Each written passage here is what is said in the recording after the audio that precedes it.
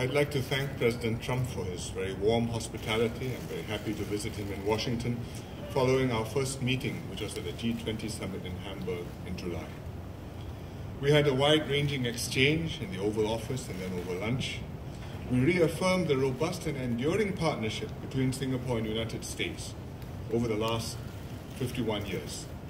It's a deep and wide relationship with substantial cooperation in economic, defense, and security spheres. And we also discussed what more we could do to take it forward. On the economic front, the US is an important partner for many countries in Asia, just as Asia is an important economic partner for the United States. Singapore is a small country, we're just 5.5 million, but we have sizable investments and trade with the US, and these continue to grow. For example, we are the second largest Asian investor in the US, with more than $70 billion in stock investments. And our total trade in goods and services amounted to more than $68 billion last year. The US has consistently run a substantial trade surplus with Singapore. Last year it stood at $18 billion. In other words, America exported $43 billion of goods and services to Singapore, and on a per capita basis, we must be one of the highest buying American customers in the world. $7,500 worth of American goods and services yearly.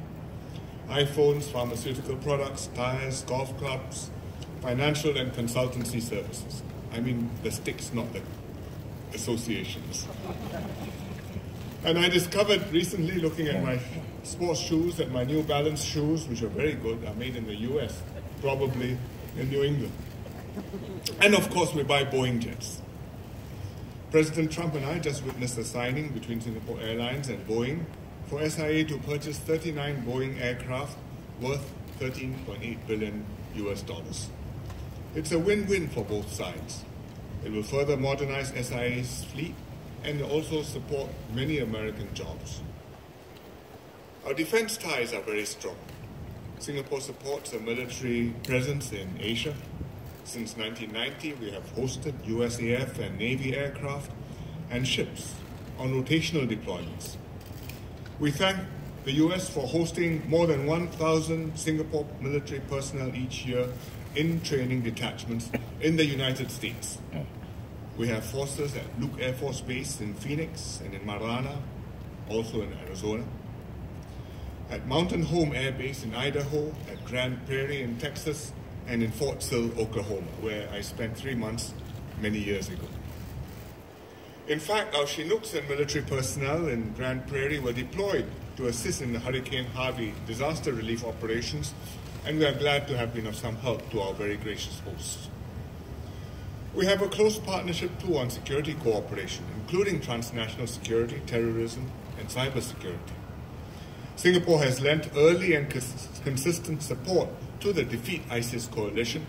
We were one of the first countries to participate and are still the only Asian country to have contributed both military assets and personnel.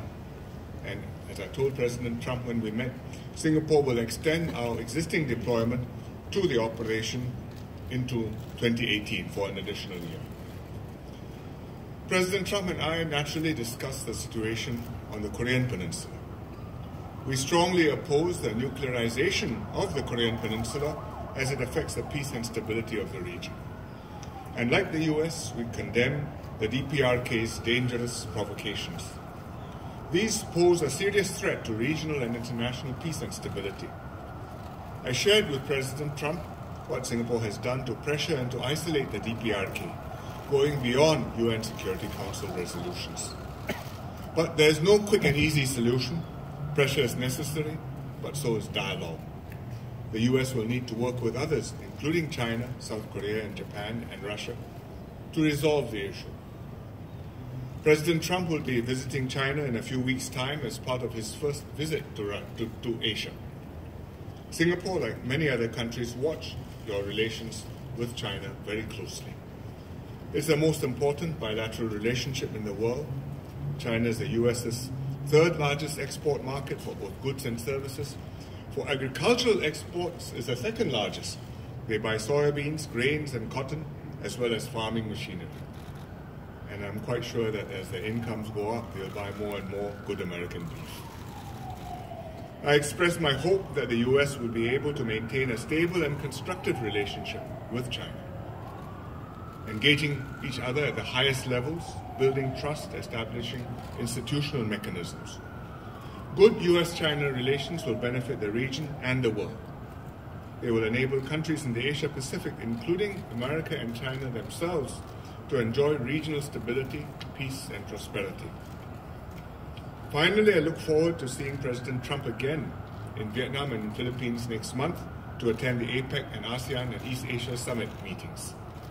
His presence in Asia will mean a lot to America's many friends and allies in the region, and it will open doors and develop markets for US exporters and investors. Although the President is not visiting Singapore this time round, I have invited him to visit Singapore at the earliest opportunity, and I'm very glad that he has accepted. Singapore will be the ASEAN chair next year, and we hope to strengthen our ties, ASEAN's ties with the United States, and further ASEAN-US cooperation. Thank you very much. Thank you very much. Mr. President, what happened in Niger? Can you tell the public?